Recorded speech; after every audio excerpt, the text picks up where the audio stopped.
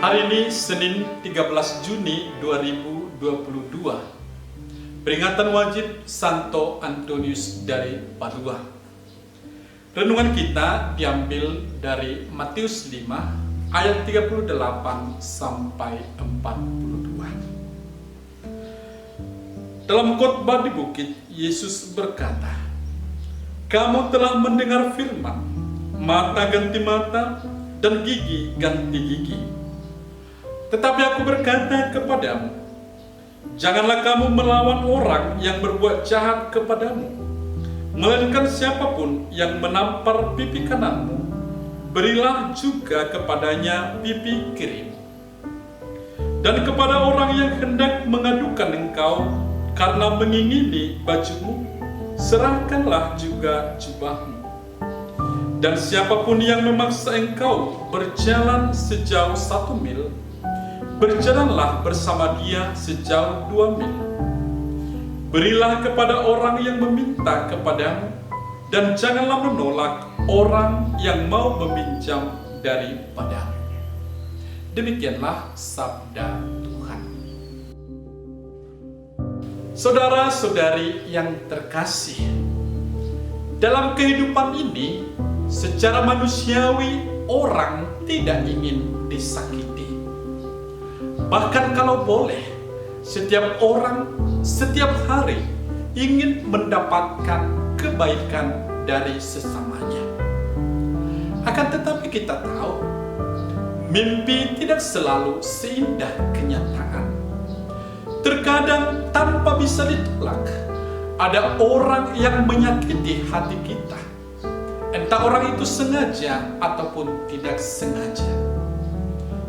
Kita tahu, di mana-mana terdengar kisah tentang pembulian. Secara alamiah tentu kita geram kalau ada orang yang menyakiti atau bahkan bersikap semena-mena terhadap kita.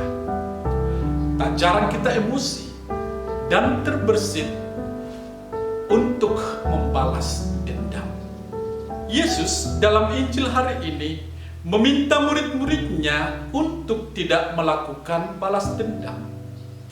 Bahkan ia menyampaikan pengajaran yang isinya hampir tidak masuk akal, yaitu tidak melawan orang yang berbuat jahat.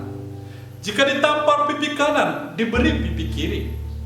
Jika seseorang mengingini baju kita, kita berikan saja jubah kita. Jika dipaksa berjalan sejauh 1 mil, ditemani saja ia berjalan sejauh 2 mil. Lagi dikatakan Yesus, tidak boleh menolak orang yang meminta atau yang meminjam dari kita. Rasanya seperti tidak masuk akal. Dan siapa yang sanggup untuk melakukannya? Saudara-saudari yang dikasihi Tuhan, konteks situasi komunitas Injil Matius adalah komunitas yang mengalami tekanan, bahkan penganiayaan karena iman mereka akan Yesus. Pada waktu itu pilihan menjadi murid Yesus membawa konsekuensi penolakan dan penderitaan yang tak terhindarkan.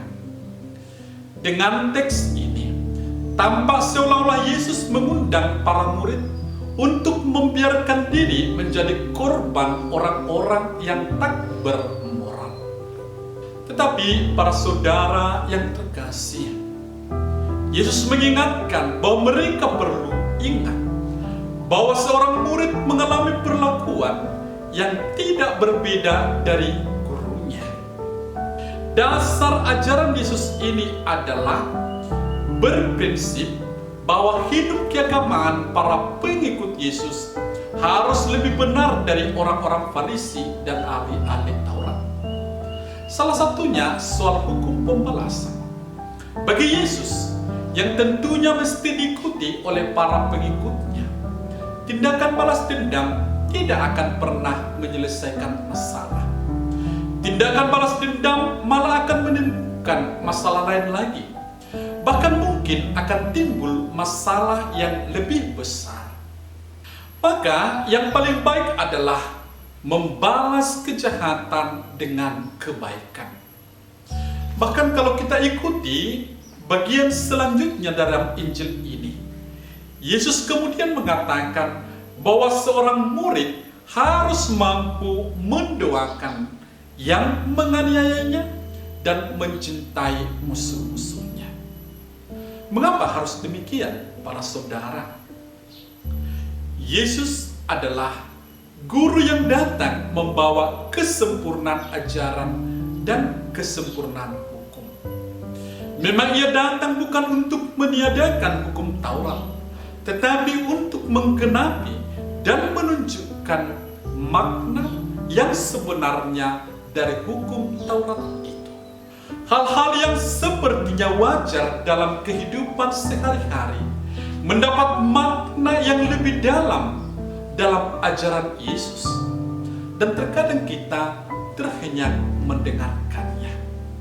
Tetapi pertanyaan yang lebih penting sekarang adalah, apakah kita yang menamakan diri pengikut Yesus sudah berusaha mewujud nyatakan ajaran-ajaran Yesus, terutama apa yang dikatakan pada hari ini kepada kita dalam kehidupan harian?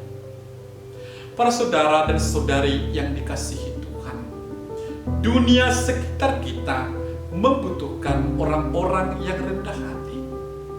Kita terlalu kenyang dengan berita tentang bulian, kerusuhan, pertikaian, atau bahkan pembunuhan bermotifkan balas dendam. Ajaran Yesus kali ini, selain menghindarkan aksi balas dendam, juga diharapkan bisa menyadarkan orang yang jahat dan yang selama ini mengandalkan kekerasan untuk insaf akan kejahatannya dan bertobat. Dan dengan demikian, semoga penindasan dalam segala bentuknya berangsur-angsur hilang, dan semoga kebaikan semakin tersebar, semakin menjalar kecakupan yang lebih luas lewat kita, para pengikut Yesus. Tuhan memberkati. Amin.